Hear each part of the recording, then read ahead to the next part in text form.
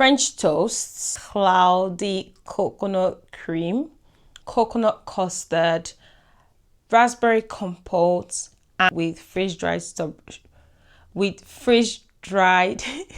it's a tongue twister.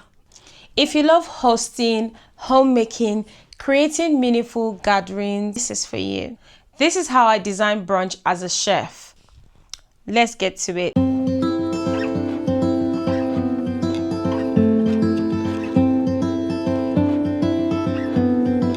Alrighty guys, so today I'm going to be deconstructing how I designed this 5-course brunch menu. Because I know brunch starts with a feeling and not food, I decided that I need to anchor my brunch on my why, like I said in my previous video. So why I was hosting this first brunch was to celebrate my very first friend in my new city. So I moved to a new city and I have new friends and they've poured into me so much, and I just wanted to share with them, and that was why I was hosting them to brunch. Now brunch is my main thing, brunch is my core. So this brunch is titled First Friend, and I'm just going to read out the menu to you very simply so that we have context. First course is whipped yogurt, honey toast, and tropical fruits. Second course, garlic butter crab omelette, croissant, and chive butter. Third course is lemon passion fruit sorbet. Fourth course, which is the palate cleanser. Fourth course is Korean fried chicken and waffle, gochujang honey. And finally, the dessert was brioche French toast, coconut cream, custard, raspberry coconut, freeze-dried raspberries. Now, the first thing I put into consideration is environment. So I'm thinking about the arrival, the seating, and what's the serving rhythm. So we're serving it like an a la carte style, and it's going to be 5 courses coming straight from the kitchen. Plan is to serve something on arrival. Then, right, think about what you're doing for the beginning and the arrival, and the sets of the pace and the tone, and everyone starts to talk. I will always go for a nice mocktail or Prosecco. At my brunch club, we don't drink alcohol, all of us ladies, but we like the good things of life. So we still buy the non-alcoholic versions of the most preferred kinds of wines for brunch. We buy Prosecco and we serve that as the welcome drink. So once people step in, they get a cup of Prosecco to say welcome. And then everyone relaxes and it just eases everyone into the greetings and the welcoming. And then you already have enough time to start planning your first and your second course. Now it's important that you realize that pacing is more important than perfection. So all you want to do is you want to make sure that you pace yourself in a way that each course comes out, you know, about the same time as the previous. Pacing over perfection means you don't want to serve the first course and then the second course doesn't come out 30 minutes later.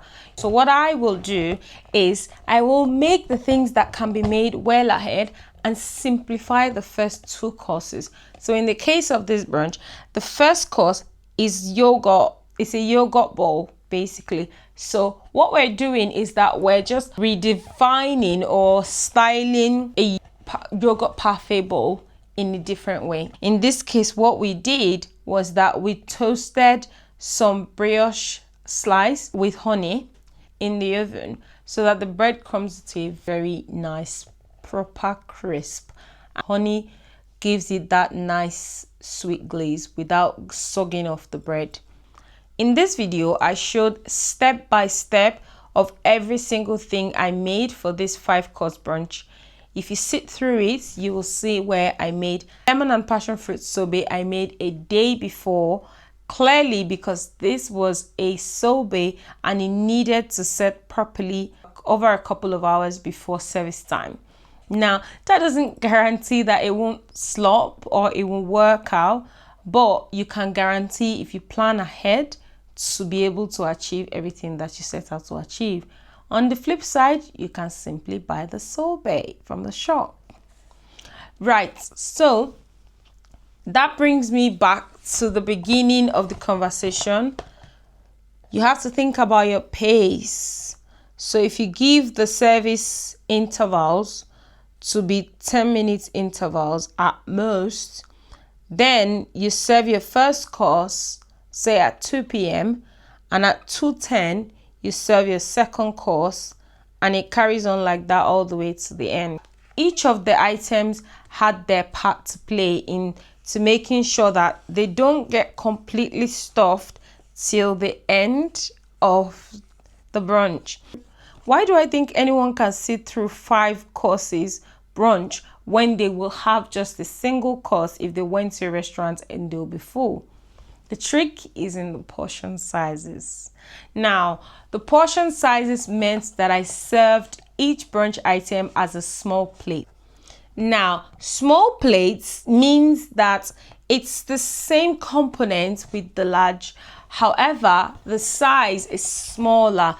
I'll serve a small plate for all the components so that they can eat up to 5 different items for the same sitting of brunch without getting stuffed before the end of brunch.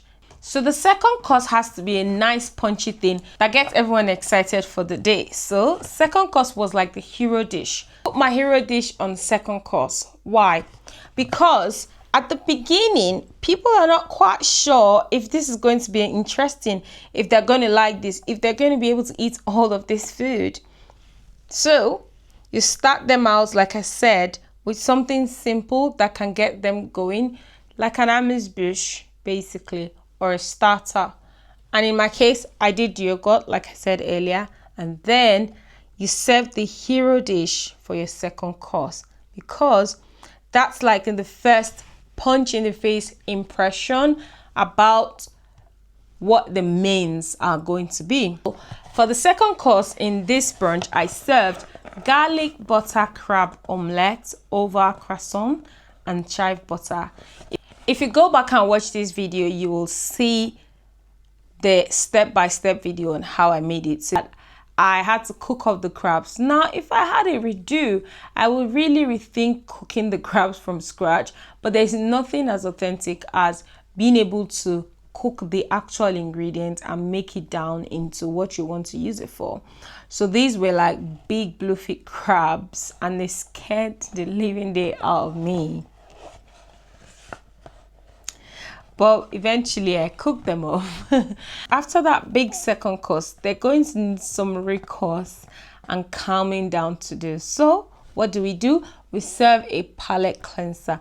Now, this is not a dessert. It has to be something that tickles their taste bud to be ready for the next. So something that helps aid digestion, or something that makes them refreshed and calms them down. So you just want them to relax and get ready for more.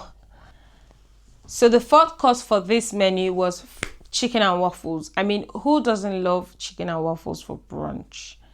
A nice, perfect buttermilk, not overly sweet waffle with lovely crisp chicken plates, like I said previously. So small plates for chicken and waffles, and we did gochujang and honey. Now, what I was trying to simulate here was simply, so regular waffles, nice crisp panko fried chicken fillets, and then gochujang and honey, which is in that video. Like I said previously, you go watch it. It's simple to make. It was absolutely delicious. Everyone loved it. I believe because of the spice. I was gathering a lot of Nigerians, so they like spicy. To wrap it up was the most dramatic finish, because this item had like 4 or 5 components in it. Manchester tart French toast. So Manchester tart mainly has the coconut and raspberry components. So all I was doing with this dessert was I was trying to recreate or redo the Manchester tart in form of a dessert. So I made brioche buns, nice and soft, squishy, chunk like that, and not slices, because they don't deliver the same way. and a lot of coconut accents. So there's coconut cream to go at the bottom, there's coconut custard to pop on the side, and then we had raspberry compote also as a component on this dish, and finally fresh dried raspberries. Oh, it was so lovely. It was like, and then there was like whipped coconut cream, which was like a foam on top of it. It was so beautiful. I would say if you're a sweet tooth, this will be your favorite on the menu. Now, how can you apply this? Let's assume you want to recreate something so spectacular in your home. You can do this for a Sunday brunch for your family. And I would say recommended if you're starting out, 6 people will be a nice number. Because of all the little things I had said from the beginning, which is I decided that I'm doing this for my first friend to celebrate them. I'm serving them 5 courses. I'm pacing myself to give them each item at least 10 minutes after one. So I'm pacing myself over making sure every dish is perfect. That's the second thing I said. And then I also mentioned that I will serve them something in between all the courses as a palate cleanser to relax them, into it and prepare them for more food so that they can carry on all the way to the 5th course. So if you want to try out making your own multiple course brunch, all you need to do is plan ahead on 3 things. What do I already have? What can I make? And how many people am I hosting? Once you have all those 3 things in perspective, all you then need to do is to sit down and think about how to create miniature pieces of your already big hit brunch items. So if you know that you've made this for Sunday brunch so many times and everyone loves it, think about making it in a bite size or in a small bite, and then those little components are what you're going to use to build your 5 course or 4 course menu. Now you don't have to be extra like me. You can totally do it as a 3 course if that's all you can handle at the moment. If you enjoyed this classroom style breakdown, let me know in the comments. And if there's any of these items you plan to make for brunch and you need anything, recipe, anything, just let me know in the comments as well.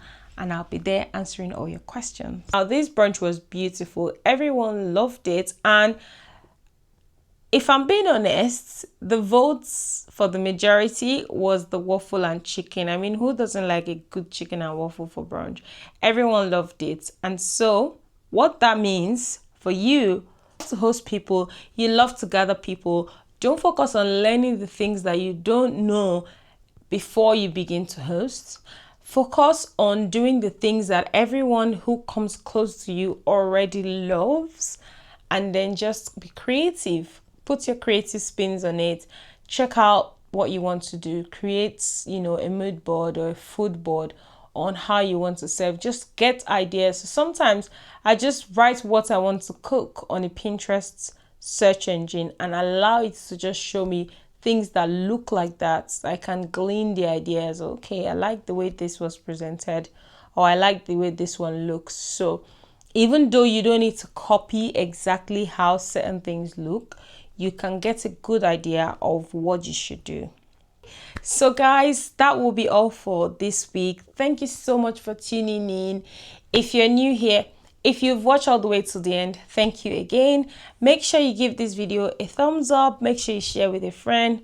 Make sure you save it for later. And if you do make something spectacular and you want to share with me, please feel free to send me a personal message. All right, till next time, remember that I'll be here again next week to show you on how to host and create spaces that welcome.